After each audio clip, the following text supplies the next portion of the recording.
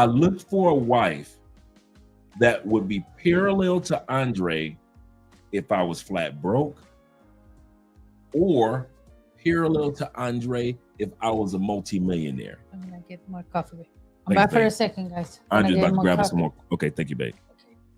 And I got a lot to say, guys. What you saying? And I remember that. And I mean that, guys. Let me ask you guys this. Can you see Andre and I together if I didn't have a penny? But can you still see Andre and I together the way she carries herself if I was a multimillionaire? If I was Elmer J. Fudd, millionaire, I own a mansion and a yacht. If I was Elmer J. Fudd, millionaire, I own a mansion and a yacht, right? Can you guys see me and Andre together if I was a multimillionaire? Can you see us together as a couple the way that she carries herself? You see where I'm going with that? Okay. Okay. That's one of the things I looked for when I was looking for a wife. I didn't need a woman to be in my life for the level I was either on or the middle of, but couldn't qualify once I got to a certain level. Some women you can only take to the club. You can't take to a fundraiser. Mm-hmm. Some women you can take to a party, but you can't take her to the ballet. You can't take her to the symphony. You can't take her golfing. You can't take her to a 5-star restaurant. Some guys come to Colombia and the woman that you deal with often is only good for the level of getting an arepa. See what I'm saying? She good for, a mom and pop restaurant. But if you take her to an expensive restaurant, she don't even have a dress to wear to go to that spot. So I purposely did that. And I want to hear what Andre has to say. I purposely made sure that I have a wife that no matter what stage of life I'm in, we are parallel, we look parallel, we behave parallel to the level of life that we're on. Were you about to say, babe? No, yeah, what you said is true. What you said is true. I mean, that's why when you get married, they say in the, how do you say?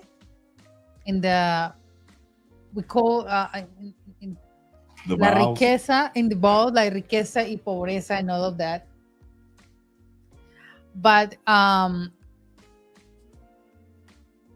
that's what I saw. You say in more in the finances, and I saw more in the emotional.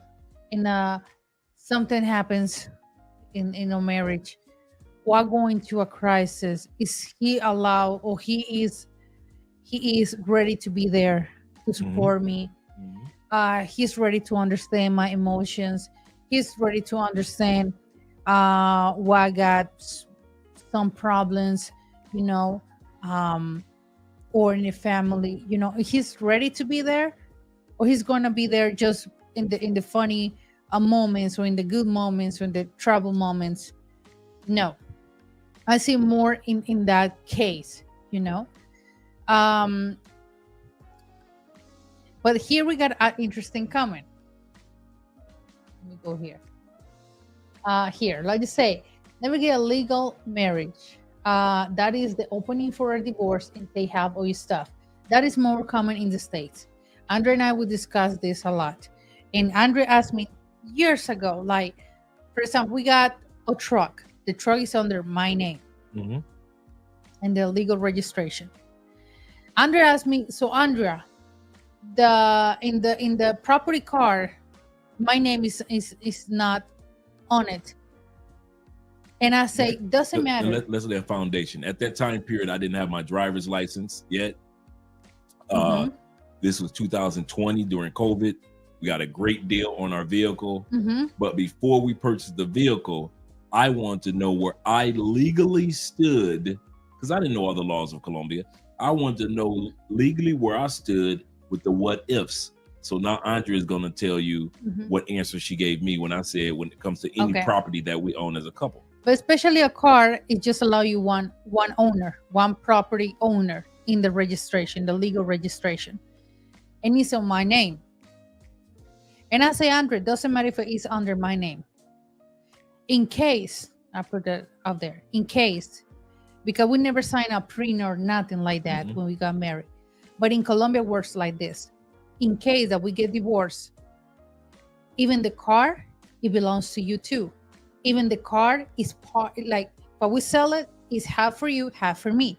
Even that it is under my name, everything that we purchase, if we got a house, we got a condo, we got a business registration, we got more cars, more properties, everything is half and half, right? It's not just because we marry, everything is for me and belongs. No, in Colombia, it doesn't work like that. In Colombia, we have prenups. Yes, absolutely. But everything that you have in when you purchase before you get married or before before you get married, it belongs to you. After you got married in the unión marital, that we call in Spanish, and after the everything that you guys get in the unión marital under the marriage, that is half and half. Before, you can have millions of businesses in the States, you can own Airbnbs in the States, car in the States.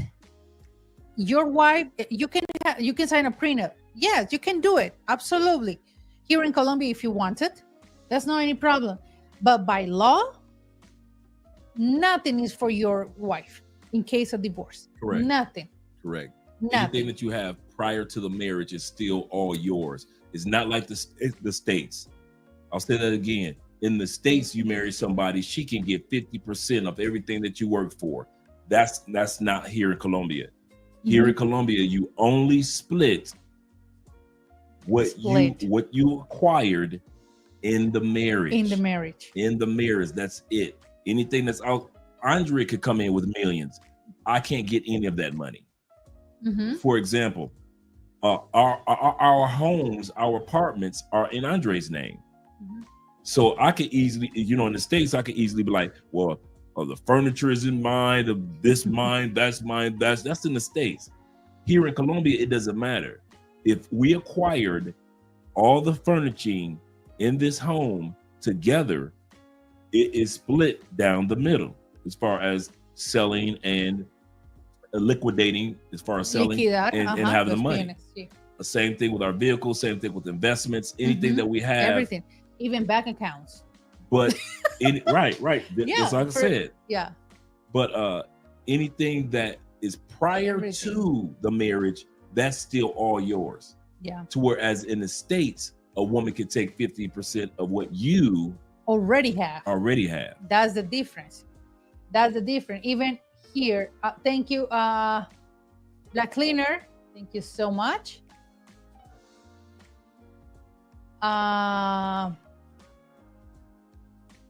No Shadan? Yeah, what is it? Shadan, just a bottle of... No Shadan, just a bottle of Indian? What's that? I wouldn't know. I don't know. I don't know. Black Cleaner, let us know what that is.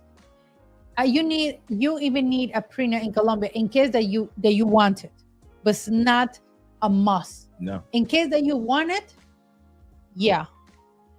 But here, even though there's some Colombians that got married, but they like, yeah, I want everything. I want all. No.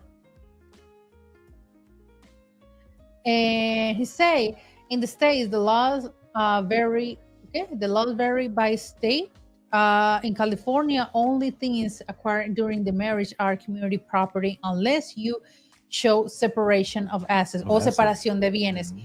Yeah, it's the same thing here in Colombia. It's the same thing here in Colombia. So that's why when Andre asked me that, like, but I'm not, babe, doesn't matter. That truck, we got that truck in our marriage. Well, we are married. So it belongs to both. So everything that we got right now is belong to both. Everything. So it's not like it's my, no. That's not how it works here. And if you go into a notary, you go into a lawyer, he's gonna explain you the same thing. I'm gonna watch out the water. Okay.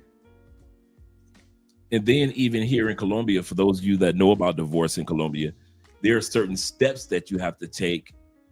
Even in the divorce proceeding, you got to go to a notary to get this done. It takes a certain amount of time.